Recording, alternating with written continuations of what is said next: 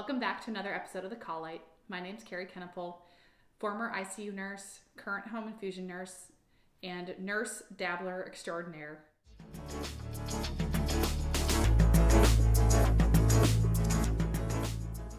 It's been a really long time since I last posted. There's been a lot of life changes as far as career changes, life changes.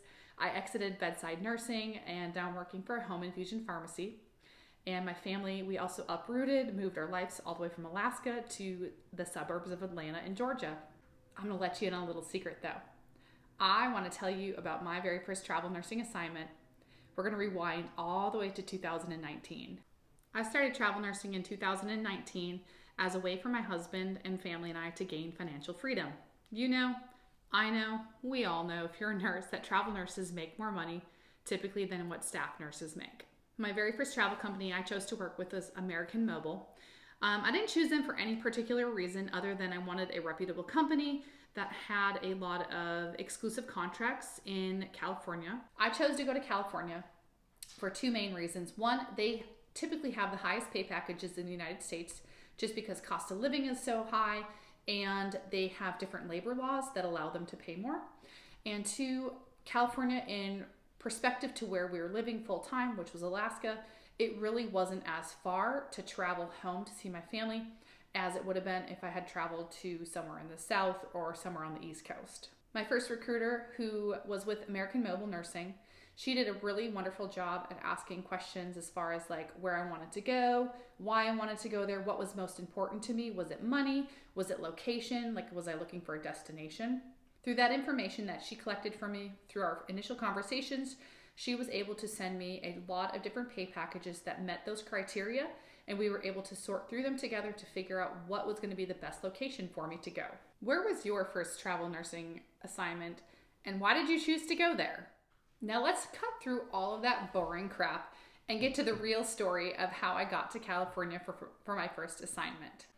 Vacaville? Huh? Vacaville, California? Vacaville, what? What in the world is Vacaville and where is it? Vacaville, that was my first location for my travel assignment. It was only a mere, 3,200 miles away from Anchorage. It was really appealing to me to go there because of the availability to go to the ocean and then turn around and you can drive up to the mountains and see snow in the same day. We packed up my car. It looked like a complete tuna can full of all my stuff that I was going to need, including my bicycle, my husband, who's 6'5", and my daughter, who was 3 at the time. We set out on our 3,200 mile journey, with the first stop being in Whitehorse, Yukon Territory. After we left through the Whitehorse, Yukon Territory, we went ahead and kept driving. When we drove through the Cassiar Highway, anytime in the wintertime, it's kind of a gamble what the weather's going to be like. Lucky for me, lucky for my husband, lucky for my daughter, we ran into a humongous blizzard, got snowed in overnight there, and the next day we almost got in a car wreck with a semi, another car who slid off the road, slid off the highway going through the mountain pass. And to this day, my husband says, "Well, I didn't kill you, did I?" We made it through this mountain pass and the rest of the way to Seattle, with no other close calls with death. We spent the night in Seattle. My husband and daughter and I, we went to Pike's Place Market and really did some cool exploring. Because my husband was working full time, he unfortunately had to go back to work. So I dropped my daughter and my husband off at the airport in Seattle.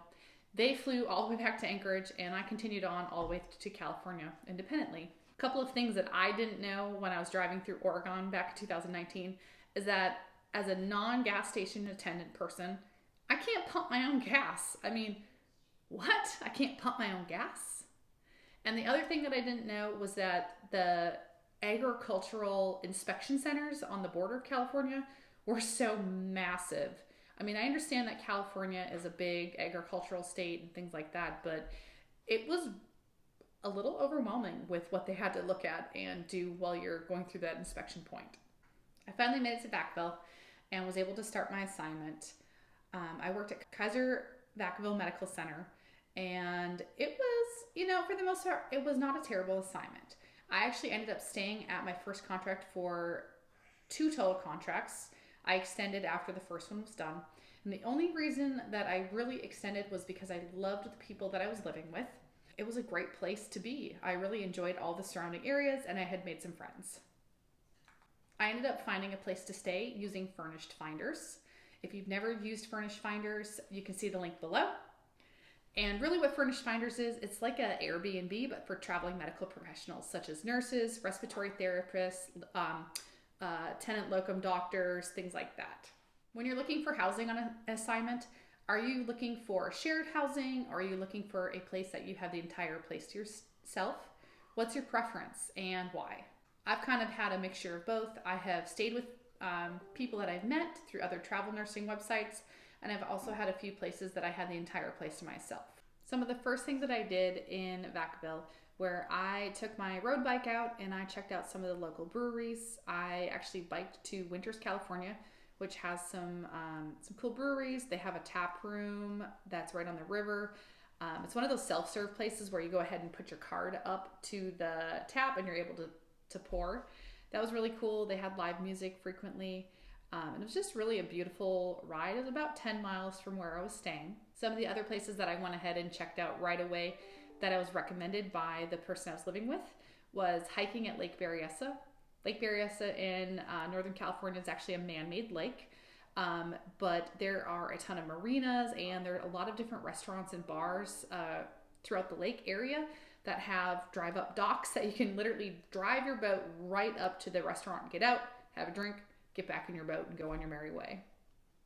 The hiking in that area was honestly absolutely breathtaking. Even in the winter months when everything was brown and kind of dead, it's still, the water was sparkling, the skies were blue. There was just something magical about being up, couple thousand feet above the lake. It was really pretty. I started my first assignment in November, and over New Year's, my really good friend from Switzerland came to visit, and we did a lot of really cool stuff. We went to John Muir National Forest and went hiking. One of the most unique places that we went hiking was the Muir Woods. And some people will ask, what's so special about the Muir Woods National Monument and the forest there? Well, the redwoods are what really make them spectacular. The redwoods, some of them are nearly 1,000 years old, and their height is more than 250 feet tall. It was actually named for the conservationist John Muir, and it's actually the 10th largest national monument.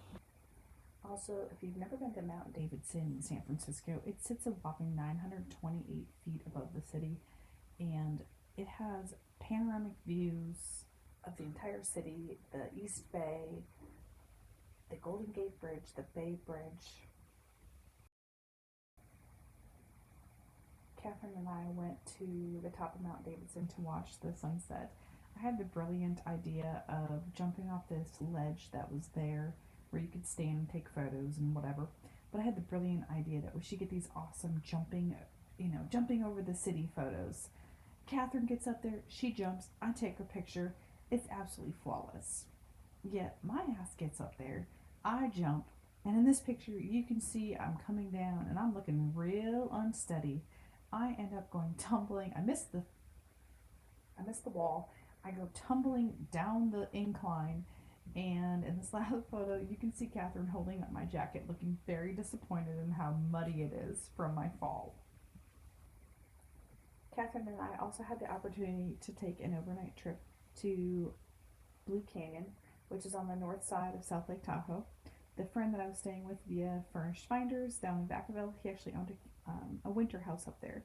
So we spent the day, we went to Truckee, we did some shopping, we ate some amazing pizza. It's really just like a quaint, cute town. When we were all done with our day, skiing and everything, we actually went back to the cabin, kind of cuddled in for the night, had a fire, and I was self-learning how to play ukulele at the time. I was bored on my travel assignment trying to fill some time, so I bought a $63 ukulele off Amazon. We actually sat in front of the fire and used our cell phone flashlights to kind of look at the music sheets that I had with, and we played the ukulele. In all reality, I could show you probably thousands of pictures from the time that I was in California, because I did spend 6 months there. Overall, I think it's a beautiful part of California to explore. If you've been thinking about it, I definitely would encourage it. If you'd like hearing about my experience getting to California, my first assignment in California, or want to hear any additional information on places I've traveled, I would love for you to hit the like and subscribe button below. And as my favorite nursing school instructor always would say, all right, all you good people, go out and prolong the inevitable.